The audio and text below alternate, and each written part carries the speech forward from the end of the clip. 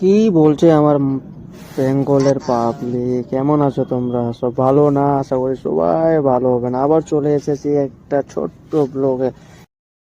तो चलिए शुरू करते हैं। দিল্লি কিছু কাজ ছিল সেজন্য তো চলে আসলাম মালদা স্টেশন। এটা যে দেখতে পাচ্ছেন এই ট্রেনটা ফারাক্কা এক্সপ্রেস। তো ট্রেনটা তো লেগে গেল, আমি ভাবলাম কি চলো, আমাকে খিদা পেয়েছিল তো আমি কিছু খাবার নিয়ে নিলাম, স্টিং জল আর কুরকুরে নিয়ে নিলাম। তারপরে গেলাম আমি নিজে ডিব্বাতে। সেকেন্ড ডিব্বা আছে আমার, ফার্স্ট এসি। তো 34-35 নম্বর আছে এবং তো যাচ্ছিলাম। তাতে গিয়ে এখানে আমি একটু রাংবাজি করতে লেগে গেলাম, তো হাসি মজাক না করে আবার তাড়াতাড়ি কি যে করছিলাম আমি বুঝতে পারলাম না। চলে গেলাম ভিতরে। ভেতরে যে দেখছি কি জালে এত পাবলিক গুলা কোথায় থেকে আসলো। আমি ভাবছি কি আমার একারই আছে নাকি সবটা। তো না, तेरा बाप यहाँ छोड़कर गया था कि तेरी माँ।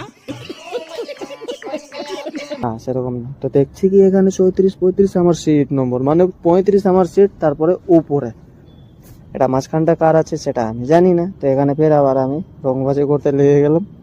মানে সব ছুটে যায়, ফ্যাশন শার্ট ছুটবে না আমাদের। কি বলবো। क्या बोला तूने? कौन है ये लोग? कहां से आते हैं ये? তো এখন ইয়ং বয়সের মানে ছেলেরা আছি না আমরা, তো তোমরা তো জানো অবশ্যই রংবাজি তো করবোই।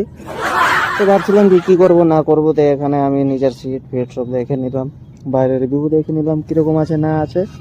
তারপরে ভাবছি কি কি করবো না করবো।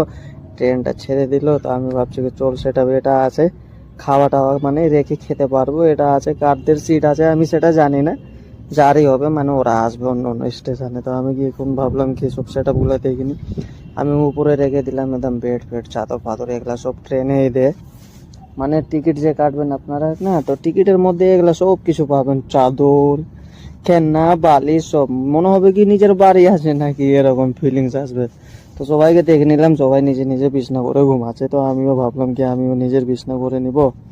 তো আমি বেশি দেরি না করে নিচে ভাইটাকে দেখছি কি বিছনাটা করছে, ওর দেখে আমি নিচে যে বিছনা করে নিলাম। বিছনা করার পর একদম বেস্ট করে ভালো করে বিছিয়ে আর একদম ঘুমিয়ে গেলাম। কিরকম লাগলো ভিডিও যদি ভালো লাগে তো লাইক করে দিবেন, আর কমেন্ট বক্সে অবশ্যই কমেন্ট করে জানিয়ে দিবেন। আর যে যে ফলো করনি মাসুম ফিজারকে ফলো করে নেবেন, আর ভিডিওটা দাবাকে শেয়ার করবেন। তো আবার আসছি নেক্সট ভিডিওতে, তো এখনের জন্য বাই।